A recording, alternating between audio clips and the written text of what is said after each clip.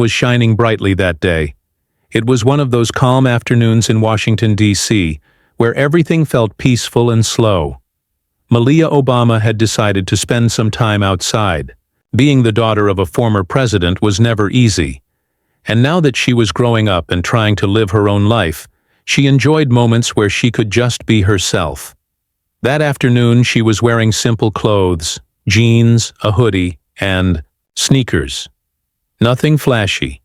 Nothing that screamed celebrity or former first daughter. Just a regular young woman wanting a peaceful day in the park. She had come to the park with two of her friends. They sat on the grass, laughing, talking about school, about life, about plans. They had drinks in hand, just sodas, and a few snacks. They weren't causing any trouble, no loud music, no mess. Just three young people enjoying the weather and each other's company. A few feet away, two police officers were walking through the park. One of them looked over and noticed the small group sitting near a tree. Something about them caught his attention. Maybe it was Malia's confident posture. Maybe it was just a bad mood. Whatever it was, the officer nudged his partner and said, "Let's go see what they're up to." They walked toward Malia and her friends slowly. At first the group didn't notice. They were too deep in their conversation. But when the shadow of the officers fell over them, Malia looked up. Her smile faded a little. Something about the look in the officer's eyes didn't feel friendly. "Hey there," one officer said, crossing his arms. "What are you all doing here?" Malia was polite. She always had been, trained to deal with the public since she was a child. "Just sitting, sir, enjoying the weather." "Do you have any ID?" the officer asked quickly, his tone sharp. His partner stood a little behind, looking around as if expecting to find something suspicious.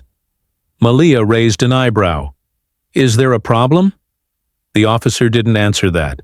Instead he repeated, "ID, please. All of you." Malia and her friends looked at each other. They were surprised. They hadn't done anything wrong. But Malia reached into her bag and pulled out her wallet. She handed over her driver's license. Her friends did the same. The officer took the IDs and glanced at them. When he saw the name Malia Ann Obama, he scoffed. "Nice try," he muttered. "Fake IDs don't impress me." Malia blinked. "Excuse me, you think putting the name of a president's daughter on a fake license is funny?" he said. "You know that's a federal offense?" His partner chuckled slightly. "I'm not joking," Malia said, trying to stay calm. "That's really me." The officer didn't believe her. He handed the IDs to his partner and took a step closer. "So what's really going on here? You kids smoking something? Drinking?" "No," Malia's friend said. "We're not doing anything wrong." "We'll see about that," the officer said. He motioned for his partner to check their bags. Malia stood up. "With all due respect, sir, you have no right to search our bags. We haven't done anything illegal." The officer's expression changed. He didn't like being told no, especially not by a young woman who seemed too confident. "You want to keep arguing?" he snapped. "Because I can take all of you in right now for not cooperating." People nearby began to notice. A few had their phones out. A man walking his dog stopped and stared. A woman sitting on a bench frowned at the scene. One person whispered, "That's Malia Obama." The officers still didn't seem to realize who they were talking to. Or maybe they didn't care. Maybe they were just having a bad day and chose the wrong people to take it out on. Either way, the way they were treating Malia and her friends was not right. Malia stayed calm. Her heart was beating fast, but she didn't raise her voice. "Sir, please look at the ID again. That is my real name. I am Malia Obama. You can Google me. You can call someone, but I promise you, I'm telling the truth." The officer just shook his head. "You think I'm that dumb?" he said. "You kids come out here, play games, pretend you're somebody important. Doesn't work on me." By now, one of Malia's friends had taken out her phone and started recording. She didn't want to argue either, but she knew they had to protect themselves. "Are you recording me?" the officer shouted. "Turn that off." "It's my right," the friend replied. "You can't stop me from recording." "You want to test that in court?" he barked. Malia stepped in. "Please, we don't want any trouble. We're not doing anything wrong. Just check. Call someone. You'll see." The officer rolled his eyes, clearly not taking her seriously, but his partner looked a little uncomfortable now. He had looked at the ID again. Something about the name and face clicked in his head. He whispered to his partner, "Hey, I think she might be telling the truth." The first officer looked annoyed. "Yeah, right. And I'm the Pope." Still, the second officer pulled out his phone and stepped away, pretending to check something. Malia stood silently, trying to keep her cool. Her friends looked nervous. People around them were whispering. Some had started recording the whole thing. In the distance, a man in a suit was walking quickly across the park. He had sunglasses on and a small earpiece in his ear. He was off-duty Secret Service, but he was always nearby, just in case. He had gotten a text from someone, maybe Malia, maybe her friend, saying there was a problem. He arrived and saw the group, the officers, the growing crowd. He stepped in. "Everything okay here?" he asked, calmly but firmly. The first officer turned, annoyed. "Back off, sir. This doesn't concern you." The man didn't answer right. Away. He just looked at Malia. "Are you all right?" She nodded, but you could see the stress in her eyes. The officer raised his voice. "Who are you?" The man pulled out a badge. "Government issue." "Secret Service?" The mood shifted instantly. "Wait, what?" the officer said, blinking. "Step aside," the agent said. "Now." The second officer looked pale. The first. One still looked confused, but fear was beginning to spread across his face. The agent walked up to Malia. "Let's get you out of here." "Thank you," she whispered. The officer who had been shouting looked like he wanted to speak. Maybe even apologize, but it was too late. The situation had changed completely. The girl he thought was just another smart-mouthed teenager was actually someone very important. And now he was in trouble. As Malia walked away with the agent, she didn't say anything to the officers. She didn't need to. Her silence said everything. The crowd began to murmur more loudly. Some people clapped. Others stared at the police in shock. One person whispered, "They just messed with Obama's daughter." Another said, "Those officers are done." And though Malia kept walking calmly, inside she felt a mix of things: anger, fear, sadness. Not because she had been treated that way, but because it still happened. Even with all her background, all her protection, she wasn't safe from being judged wrongly. She had done nothing wrong, but she had still been treated like a suspect. And the worst part? If she had been someone else, someone without the name, without the recognition, what would have happened? Would you like me to write part 2 in the same way next?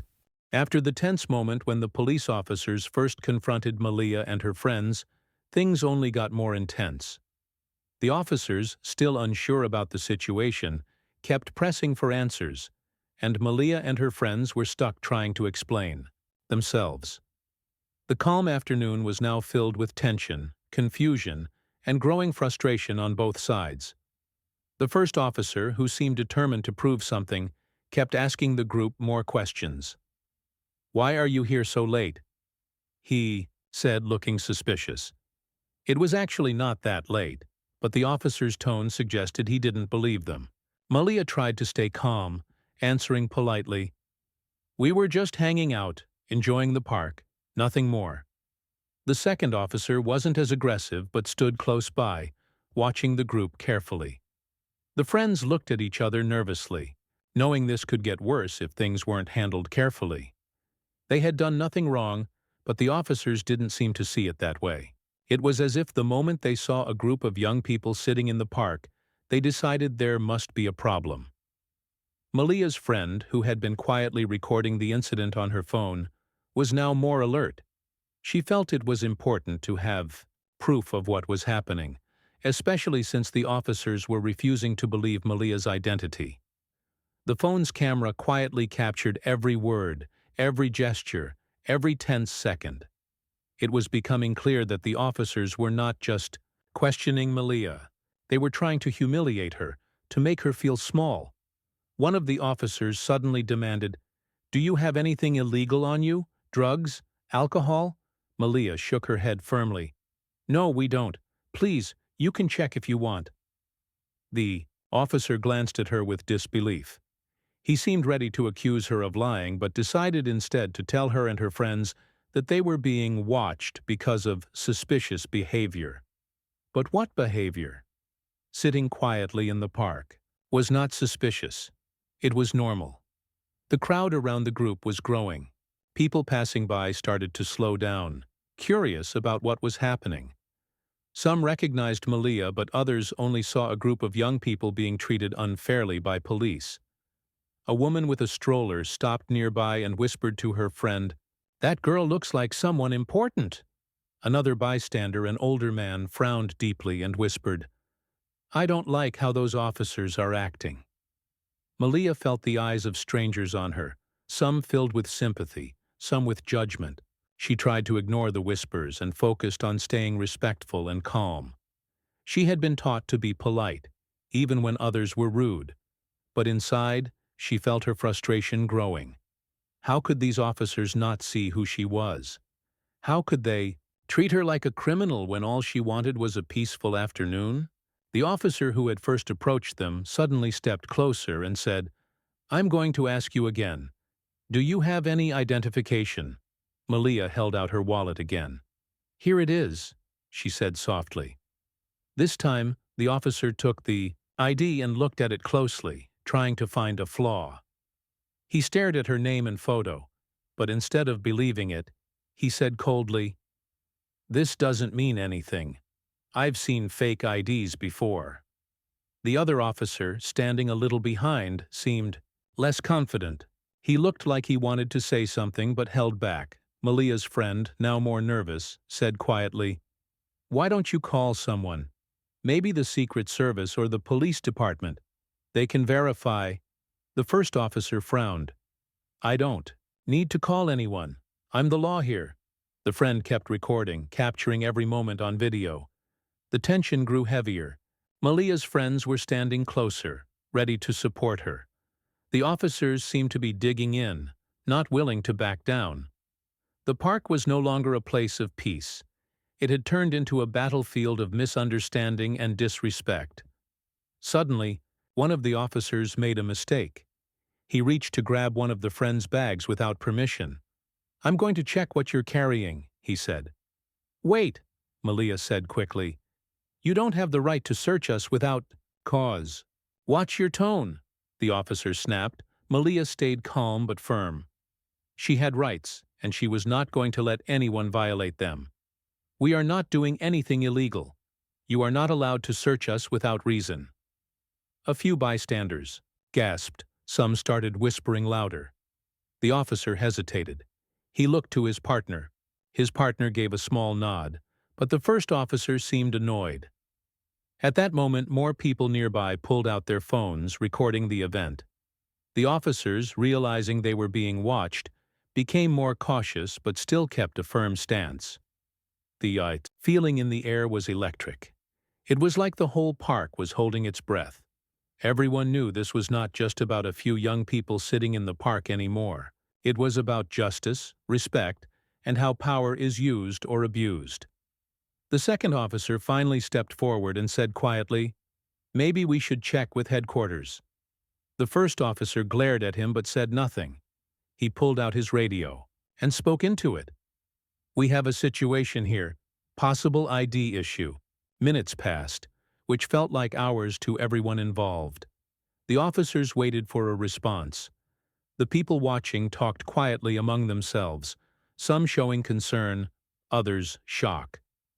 Finally, a voice came over the radio telling the officers to stand down and verify the identities properly. The second officer looked at Malia and said, "Please stay calm, we're just waiting for confirmation." Malia nodded. Her heart was still pounding. but she stayed silent. After a short wait, the officer's attitude started to change. They were no longer as aggressive. The second officer came back and said, "We have confirmation. You are who you say you are." The first officer didn't say anything but looked embarrassed. The group's tension began to ease, but the damage was done. Malia and her friends had been humiliated, questioned as if they were criminals, and treated without respect. The officers had acted like they didn't care who they were dealing with, focusing only on suspicion instead of fairness. Malia looked around and saw the faces of the people who had been watching. Some were shaking their heads in disbelief.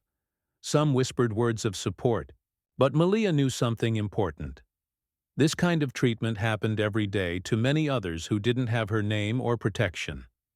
She thought about how easily a similar situation could have turned violent or dangerous if the officers had been less patient, or if the friends had been less careful. The recording on the phone was already being shared quietly among people nearby. It would soon spread, and the officers would have to answer for their actions. Malia wanted to speak up, to say something powerful, but she knew it was better to wait for the right moment. She wanted this experience to teach something important, not just about her, but about how young people, especially people of color, are treated. As the officers finally backed away, the friends gathered themselves. Malia took a deep breath and smiled faintly at her friends. "Let's go," she said softly. They left the park, their spirits heavy but their bond stronger. They knew they had faced something difficult and unfair, but they also knew they were not alone. In the days that followed, the story of that afternoon would grow. People would talk about it, debate it, and demand change. But for Malia, it was a personal moment, a moment when she understood more deeply what it meant to carry a name, but still be seen as just a face in the crowd. The park was still buzzing with tension after the police officers had finally acknowledged Malia's identity. But the situation was far from over. The arrival of a nearby off-duty Secret Service agent, alerted by a quick message from one of Malia's friends, changed the atmosphere immediately. What had started as a routine, though unpleasant, police check was about to take a very serious turn. The agent, a tall man with sharp eyes and a calm but authoritative presence, moved quickly toward the group. His steps were confident, but he didn't rush or panic. He understood the importance of this moment. As he approached, the officers noticed him right away. One of them frowned and said, "Who's this guy?" The agent showed his badge and said, "Secret Service. I'm here to ensure the safety of Ms. Obama." The officers exchanged nervous glances. They had just been rough with Malia, and now a representative of the Secret Service was here to take over. The man with the badge didn't waste time. He addressed the officers with a calm voice but made it clear he meant business. "Step aside. Let her come with me." The first officer, still surprised, tried to protest. "We were just trying to do our job." The agent looked at him steadily. "And you will. But this situation is beyond your authority now." With no other choice, the officers stepped back. The agent turned to Malia and gently said, "Are you okay?" Malia nodded, but her face was pale. She had been humiliated and treated unfairly. "I'm fine," she said quietly. The agent offered a reassuring smile and said, "Let's get you somewhere safe." As they walked away, the small crowd that had gathered began murmuring. Some people pulled out their phones, ready to capture what was happening next. The presence of the Secret Service agent gave the situation a new seriousness. This was not just about a police misunderstanding anymore. This was about protecting the daughter of a former president. Back at the park, the two officers looked at each other, clearly shaken. They had no idea they were dealing with someone so important, and their mistake was now glaring. The realization dawned slowly but painfully. The officer who had first challenged Malia felt a mix of embarrassment and fear. What would happen to them now? Would there be consequences for their actions? Had they crossed a line? Meanwhile, the Secret Service agent called for backup. Within minutes, more agents arrived quietly but swiftly, creating a protective circle around Malia. This sudden shift in security presence was a sharp contrast to the earlier tension. Soon after, another figure appeared at the scene, someone no one expected but everyone recognized instantly: Barack Obama himself. He had been informed quickly and was on his way. The former president arrived calm but alert, his eyes scanning the scene. As he approached, Malia noticed her father before anyone else. Relief washed over her face. She felt safe again, but she was still upset about what had happened. Barack Obama walked toward the officers first. His presence was commanding. The crowd fell silent as he spoke with a clear, steady voice. "What happened here?" The officers stood quietly, unsure how to respond. The first officer who had confronted Malia shifted uncomfortably. Barack Obama's expression didn't show anger, but there was a seriousness that made everyone listen. Carefully, one of the officers finally said, "We were just checking IDs, sir. We thought they were acting suspicious." Barack Obama looked at the officer closely. "And did you verify who they were before treating them that way?" The officer hesitated. "No, sir. We did not." "That's a serious mistake," Barack said calmly. "And more than a mistake, it shows a lack of respect." The former president's words hung in the air. People watching understood this was not just about one incident. It was about respect, fairness, and justice. He turned to Malia and gently placed a hand on her shoulder. "Are you okay, sweetheart?" Malia nodded but didn't speak. She was still shaken. Barack looked back at the officers. "This incident will be reviewed. You will be held accountable." The officers nodded, now visibly uncomfortable. Barack Obama then addressed the crowd. "What happened here today is a reminder that we must always treat people with dignity, no matter who they are." The crowd applauded softly. As the situation settled, Barack walked over to Malia again. They talked quietly, away from the crowd. Malia shared her feelings, how scared and humiliated she had felt. Her father listened carefully, offering comfort. At that moment, Malia realized that no matter how famous or protected you are, these kinds of challenges could still happen. But having her father there made all the difference. The story didn't end at the park. After leaving, Barack and Malia met with police department officials. They discussed the incident in detail. The officers involved were placed on administrative leave pending investigation. The news media quickly picked up the story. Videos of the confrontation were everywhere on social media. Public opinion was strong. Many people expressed support for Malia and criticized the officers' actions. The incident sparked discussions about how law enforcement treats young people, especially minorities. Barack Obama used the opportunity to speak publicly about the need for reform in police practices. He emphasized that respect and dignity should be the foundation of all interactions between police and citizens. Malia, while shaken, decided to speak out as well.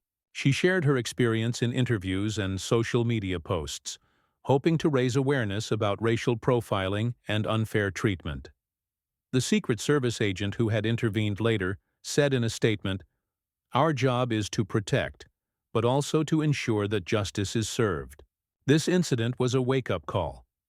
For Malia, the incident became a turning point. It was a difficult experience, but it made her stronger. She realized that she could use her voice and position to help others facing similar problems. In the weeks and months that followed, the police department launched training programs focused on respect and cultural sensitivity. Some officers were disciplined. Changes were made to policies regarding interactions with citizens. The incident at the park became a symbol of the larger struggles in America, the fight for equality, respect, and justice. For the officers involved, it was a humbling lesson. They learned that their job was not just to enforce laws, but to serve the community with fairness and kindness. For Malia and her family, it was a reminder that no one is above the challenges of being seen and heard in a complex world. The moment When the Secret Service agent arrived was a turning point in the story. It showed how quickly situations can change when people step in to protect and stand for what is right. Barack Obama's arrival brought clarity and authority. His calm but firm presence reminded everyone of the importance of leadership and respect. This story is about more than just one afternoon in a park. It's about the power of standing up, the impact of kindness, and the need to treat every person with dignity. Malia's experience became a message for others, that even in difficult moments, it's possible to find strength, hope, and change. After the confrontation in the park and the arrival of Barack Obama, things began to change for Malia and her friends in ways none of them had expected. The story, which had started as a private moment between friends, suddenly became public. The cameras, the phones, the whispers of the crowd. All of it was recorded and shared quickly across social media. Malia's experience was no longer just hers. It had become a conversation that captured the attention of people everywhere. The news spread like wildfire. Articles, videos, and discussions popped up on websites, news channels, and social platforms. People expressed outrage at how the police officers had treated Malia, a young woman simply spending time with her friends. Many said the officers' behavior was unfair and humiliating, especially given who Malia was. Others debated the issue of police conduct and racial profiling in America.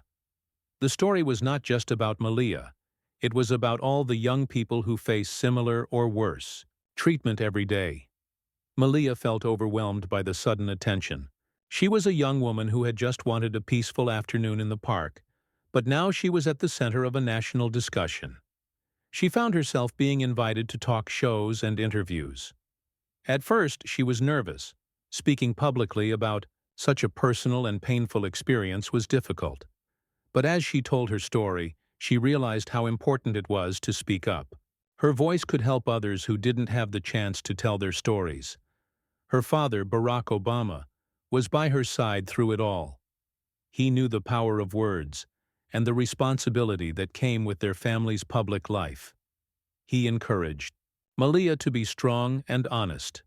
"Speak from your heart," he told her. "People need to hear the truth about what's really happening." Malia started to attend events and meetings focused on social justice and police reform. She met activists, community leaders, and other young people who shared similar experiences. She listened to their stories and shared her own. Each conversation made her stronger and more determined to make a difference. One day, Malia was invited to speak at a conference about racial justice. Standing in front of a large audience, she took a deep breath and began to speak.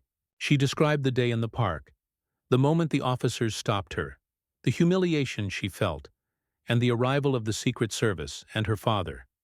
She talked about how the experience made her feel small and powerless, even though she knew she was not doing anything wrong. Her words were simple but powerful. She said, "No one should be treated like a suspect just because of how they look or who they are. We all deserve respect." The audience listened quietly, some with tears in their eyes. Her story moved many people, reminding them why the fight for fairness and equality is so important. Meanwhile, the police department where the officers worked was dealing with the aftermath. The officers who had confronted Malia were placed on administrative leave while an investigation took place.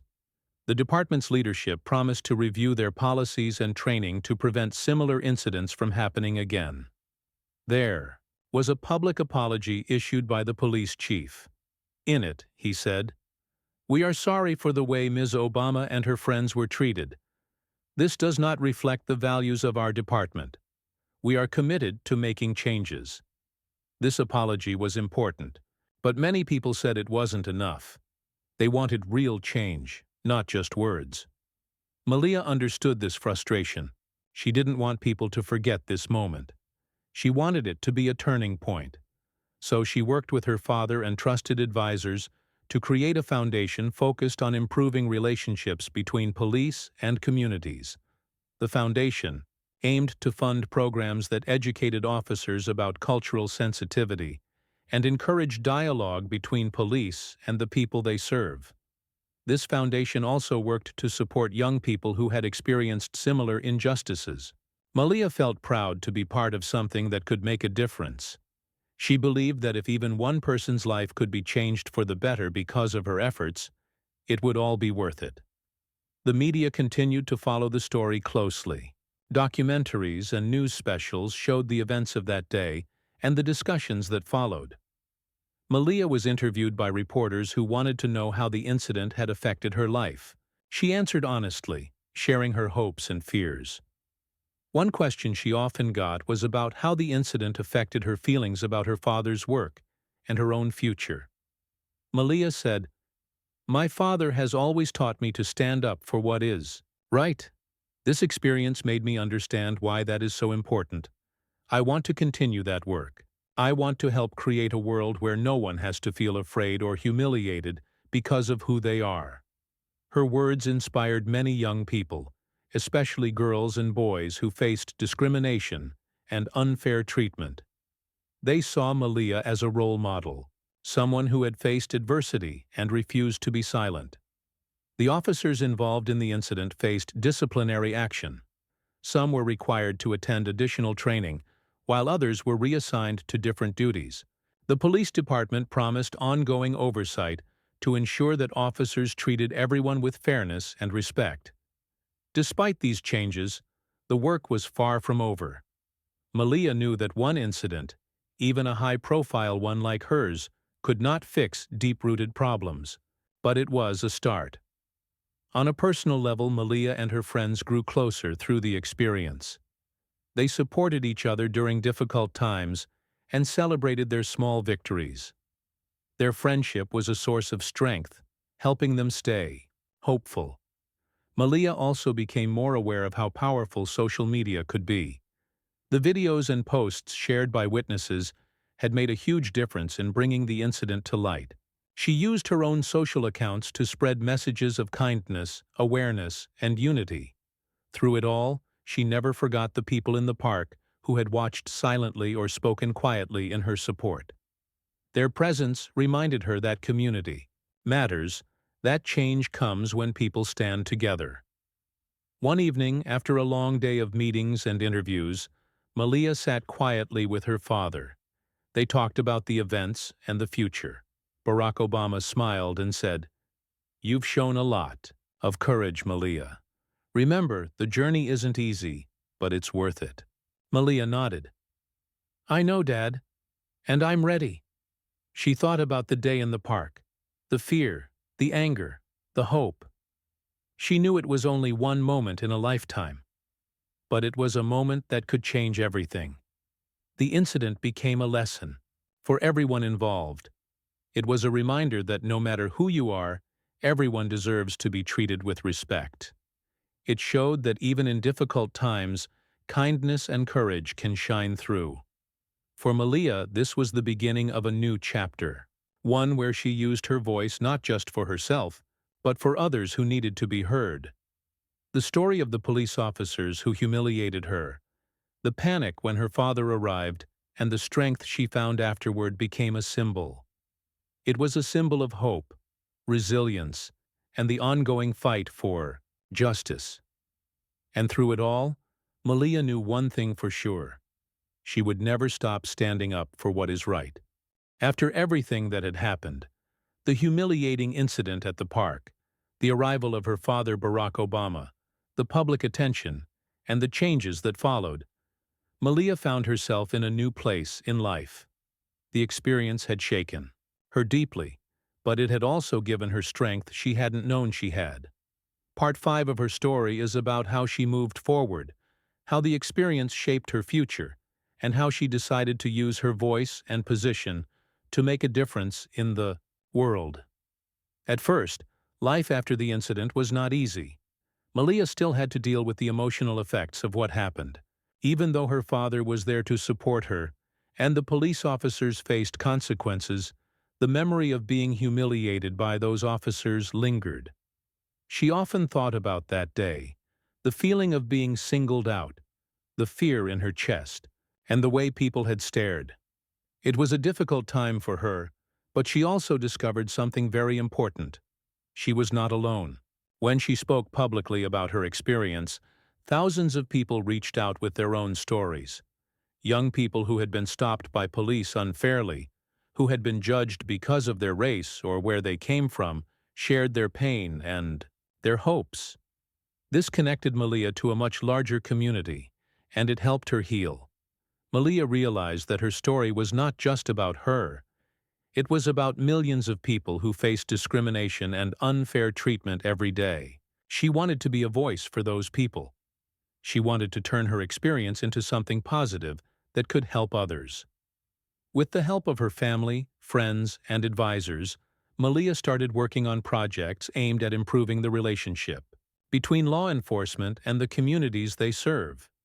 She became involved with organizations that trained police officers to treat people with respect and fairness, regardless of their background. Malia also spoke at schools and community centers. She talked to young people about the importance of standing up for themselves and their rights, about the power of kindness, and about how to handle difficult situations with strength and calm. Her speeches were honest and heartfelt, and they inspired many. At one school visit, a student asked her, "How do you stay strong when people treat you badly?" Malia smiled and answered, "It's not easy, but I remember that I am more than what others think of me. I focus on my family, my friends, and my goals, and I know that I can help change things for the better." Her words stayed with the students long after she left. Many felt encouraged to speak up and support each other. As time passed, Malia's work grew. She helped create programs that brought police officers and community members together to talk openly about their experiences and concerns. These meetings were sometimes difficult, with honest and painful conversations. But they were also hopeful, building trust and understanding. Malia knew that change would not happen overnight. There were still many challenges ahead, but she was committed to being part of the solution. Meanwhile, the officers involved in the incident faced their own journeys. Some had to confront their mistakes and the reasons behind their actions. The police department introduced new policies to prevent profiling and to ensure better treatment of all citizens. Officers received training on cultural sensitivity and de-escalation techniques. These changes were a step forward, but Malia understood that real change comes from the heart, from a willingness to listen, learn, and grow. The media continued to follow Malia's story. She became a role model for young people everywhere, showing how courage and honesty can make a difference. She used her social media accounts to share messages of hope, kindness, and the importance of justice. One day, Malia was invited to a national conference on social justice. She was nervous, but excited. As she stepped onto the stage, she looked out at the thousands of faces in the crowd. She remembered the difficult moments, but she also remembered the strength she had found. Malia spoke about her experience in the park, about the fear and humiliation she felt, and about the hope she held on to. She talked about the power of using one's voice and standing up for what is right. She ended her speech with these words, "We all have a role to play in making the world a better place.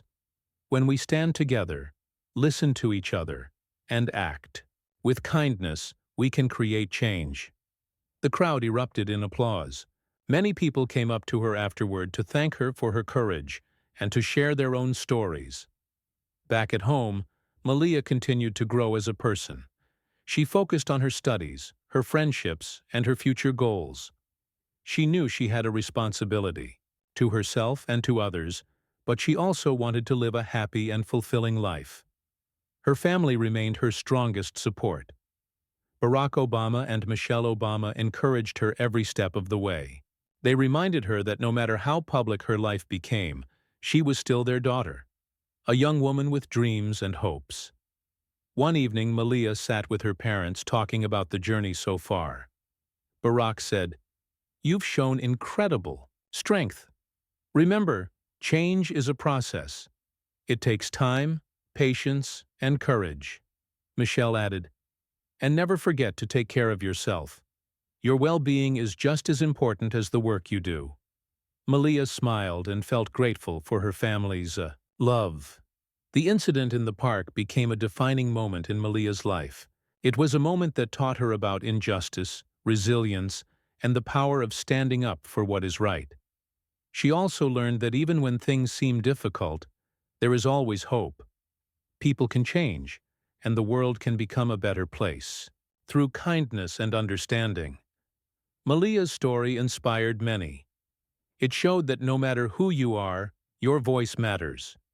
Your experiences matter, and you have the power to make a difference. Through her work, her speeches, and her everyday actions, Malia became a symbol of hope and courage. She reminded people that justice is not just a word, but a goal worth fighting for. Her journey was not over, but she faced the future with determination and grace. She knew that the road ahead would have challenges, but she was ready to meet them. Malia's experience also sparked important conversations in families, schools, and communities. Across the country, parents talked to their children about fairness and respect. Teachers discussed the importance of equality and kindness. Young people learned about standing up for themselves and others. These small changes in attitudes and understanding were part of the bigger picture, a picture of a society working toward justice and unity. Malia's story was a reminder that one person's experience can lead to many voices joining together. It showed that even when someone is humiliated or hurt, they can rise above and inspire others. As she looked back on everything that had happened, Malia knew that her journey was about more than just one day in a park. It was about building a future where everyone is treated with dignity and respect, and that future, she believed, was possible.